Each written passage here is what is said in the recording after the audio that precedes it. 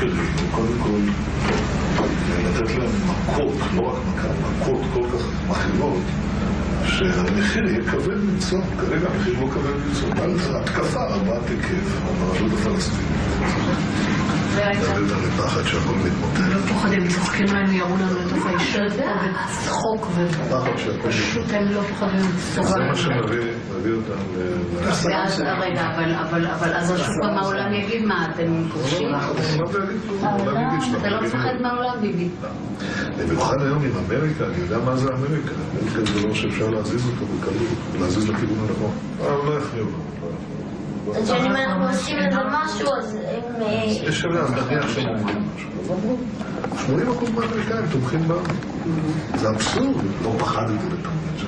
לא פחדתי להתאבד עם קלינטון. לא פחדתי להתאבד עם אובמה. מה היו הסכמי אוסלו? הסכמי אוסלו שהכנסת חתמה עליהם. שאלו אותי, מה כבוד את קיים? כן, בתנאי כפוף להדדיות וצמצום הנסיבות. אבל איך אתה מצמצם את הנסיבות?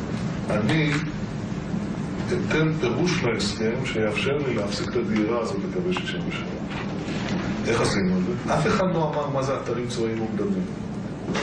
אתרים צבאיים מוגדרים, אני אמרתי, אלה אזורי ביטחון. בקעת הירדן, מבחינתי זה אתר צבאי מוגדר. נכון. זה אוקיי. יישובי בית שאן, עמק בית שאן. לך תגיד. אבל אז הייתה שאלה, מי יגדיר מה זה אתרים צבאיים מוגדרים? קיבלתי מכתב מקריסטופר אליי ולערפאת באותה לשון, שאומר שישראל בלבד היא זו שתגדיר מה הם את מיקום האתרים הצבאיים האלה ואת גודלם. עכשיו, הם לא רצו לתת את המכתב הזה, אז לא נתתי את הסכם כמובן. הפסקתי את ישיבת הממשלה, אמרתי, אני לא חותר. רק כשהגיע המכתב, תוך כדי הישיבה, אליי ואל ערפאת, חתמתי על הסכם.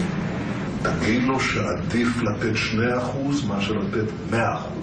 וזו הברירה שעומדת כאן הפרק.